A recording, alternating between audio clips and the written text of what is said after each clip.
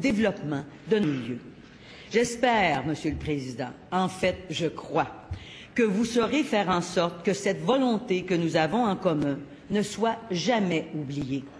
Ce qui m'amène à évoquer le rôle tout à fait particulier que vous serez appelé à jouer dans la conduite des débats parlementaires. En ce sens, le président de l'Assemblée nationale devient le gardien de la démocratie parlementaire.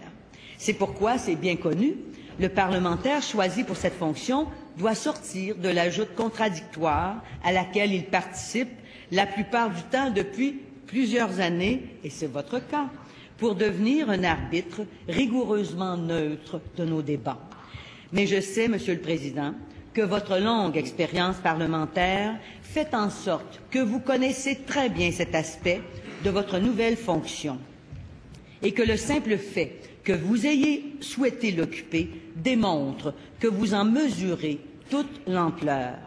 Je tiens à tout le moins à vous manifester toute la confiance que nous plaçons en vous. Je vous assure de la bonne foi et de la collaboration des membres de notre équipe pour vous aider à diriger les travaux de cette Assemblée nationale en bonne intelligence. Je tiens aussi à féliciter le député de Lapinière et la députée de Lapinière et le député de Westmount-Saint-Louis pour leur nomination à titre de première et de deuxième vice-président de l'Assemblée nationale, et je les assure de la collaboration de l'opposition officielle. On me permettra bien sûr d'adresser des félicitations toutes particulières au député d'Abitibi-Ouest pour son élection à la 3e vice-présidence. Il y a peu de temps, nous l'élisions au poste de président de l'Assemblée nationale. Ce fut un court mandat, trop court, je dirais. J'aimerais le remercier d'avoir occupé cette fonction. Je suis convaincue qu'il continuera de mettre toutes ses compétences au service du bon fonctionnement de notre Assemblée à titre de vice-président. Je veux aussi remercier le député des Chutes de la Chaudière qui a assumé cette fonction pendant notre dernier mandat. Je tiens à rappeler de plus que notre ancien collègue Michel Bissonnette a servi de façon remarquable les membres de cette Assemblée et je veux, à travers vous, Monsieur le Président, le remercier à mon tour. Je conclurai en m'adressant à travers vous à tous mes collègues. En tant qu'élus des dernières élections générales, nous devons tous nous sentir interpellés par le nombre élevé de nos concitoyens qui n'ont pas souhaité se prévaloir de leur droit de vote le 8 décembre dernier. On pourra discuter longuement des causes et des conséquences de cette démobilisation. Mais aujourd'hui, j'aimerais insister sur le rôle que nous avons à jouer en tant que parlementaires dans la perception que les gens ont de la classe politique. Il y a évidemment notre travail de circonscription, où, en tant que députés, nous avons le devoir de démontrer à chaque jour que les élus du peuple ont d'abord et avant tout la responsabilité de servir la population. Mais il en va aussi de la période quotidienne de questions et réponses, laquelle demeure la principale vitrine de notre vie parlementaire. Je souhaite donc que nous gardions cet aspect en tête lorsque nous menons nos débats dans cette Chambre. Le Salon Bleu, il a été le lieu de moments importants de l'histoire du Québec. Des femmes, des hommes de grande envergure y ont pris la parole.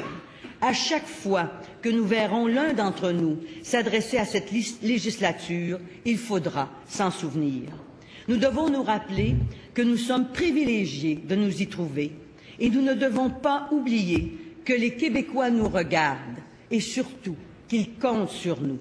J'espère, Monsieur le Président, qu'ensemble, nous pourrons contribuer à rétablir la confiance des citoyens envers leur Assemblée nationale, car, après tout, cette Assemblée, c'est à eux qu'elle appartient. Pour ce faire, je vous souhaite la meilleure des chances et je vous assure encore une fois de la collaboration dévouée des membres de l'opposition officielle. Merci, Monsieur le Président.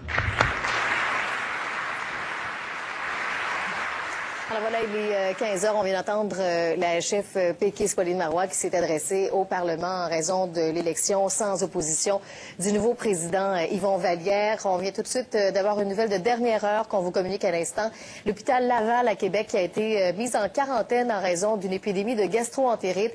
On savait que depuis ce matin, on limitait le nombre de visites à un seul par patient à l'hôpital en raison de cette épidémie de gastro-entérite. Mais la situation est telle maintenant qu'on interdit toute visite pour l'instant du côté de Québec. Ça cause bien des ennuis. On va être en mesure d'en parler avec mon collègue Pierre Stéat qui s'est entretenu avec un spécialiste de l'hôpital, un cardiologue de l'hôpital Laval lors de nos prochains bulletins.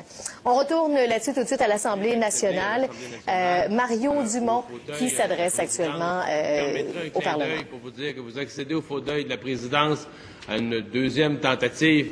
Et que comme vous l'avez fait dans votre comté en 1981, mais aujourd'hui au Salon Bleu, vous renouez avec la victoire électorale. L'importance du travail du président a été soulignée par le premier ministre, a été soulignée par la chef de l'opposition.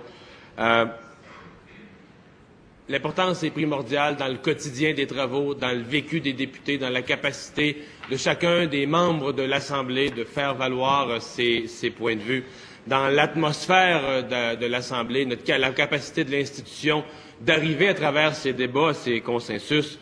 Et j'ai pas le moindre doute que votre expérience très vaste, votre expérience considérable d'abord en nombre d'années, et d'ailleurs moi qui ai été élu la première fois à peu près dans le même âge que vous, j'ai renoncé à la course à la longévité avec vous, mais le nombre des fonctions aussi, au-delà du nombre d'années, le nombre des fonctions que vous avez occupées au gouvernement, dans l'opposition, dans toutes les facettes de la vie, va certainement vous permettre de bien saisir, de bien mesurer les besoins de chacun, les besoins des parlementaires, et donc capable de remplir cette fonction de la meilleure façon possible. Je tiens d'ailleurs à vous assurer de la volonté très ferme des membres de notre formation politique de collaborer, de faciliter la vie de la présidence. Et d'une certaine manière, je dirais que votre carrière, votre parcours politique a été marqué sur le plan humain par le respect des députés, par le respect des personnes que sont les députés. Et si la réciproque vous était due en tant que président de l'Assemblée nationale, l'ensemble du climat, l'ensemble du fonctionnement, l'ensemble des travaux s'en trouverait facilité. Et c'est ce que je souhaite au plus haut point. Vous comprendrez que nous retrouvons ici, dans cette position à l'Assemblée nationale, au lendemain de l'élection, le rôle du président, vous le connaissez très bien, est de tenir compte de l'ensemble des députés, de s'assurer des droits de parole, du respect des privilèges de l'ensemble des députés. Ça fait partie de ce qui rend notre démocratie en bonne santé.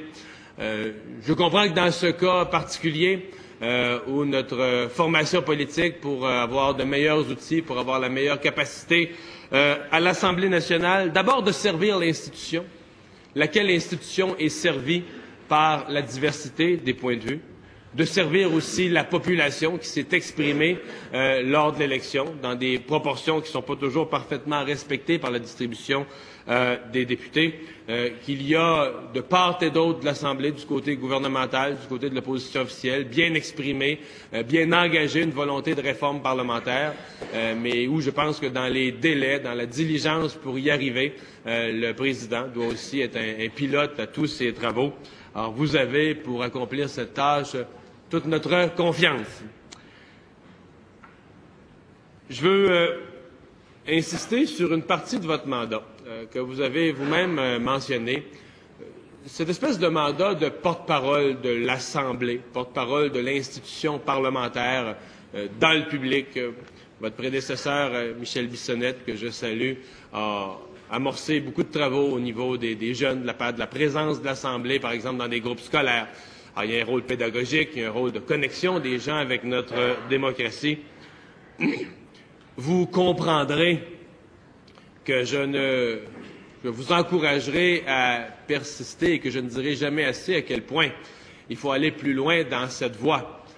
La chef de l'opposition officielle a été bien polie en parlant d'un certain nombre de citoyens qui ne se sont pas présentés aux urnes Nommer ça d'une façon un peu plus dure serait dire qu'à la dernière élection, on est passé d'une démocratie en Occident qui était une des plus en santé, si on se souvient des commentaires au lendemain du référendum de 1995, où 94% des gens avaient participé, à une des démocraties en Occident, sur le plan de la participation populaire, qui, à l'heure actuelle, n'est plus en santé. Alors, le taux de participation n'a pas baissé. Il a changé d'ordre de grandeur. Alors, il y a là, je pense, pour tous les parlementaires, pour chacun de nous individuellement, mais évidemment pour le président, qui doit se faire le porte-parole de l'institution, donc de l'importance du travail qui se fait dans cette Assemblée pour que les gens qui choisissent les 125 représentants qui vont venir y siéger voient l'importance du geste qu'ils ont à poser, voient l'importance de se déplacer ce jour de vote. Alors je pense que le président de l'Assemblée doit avoir ça à l'esprit.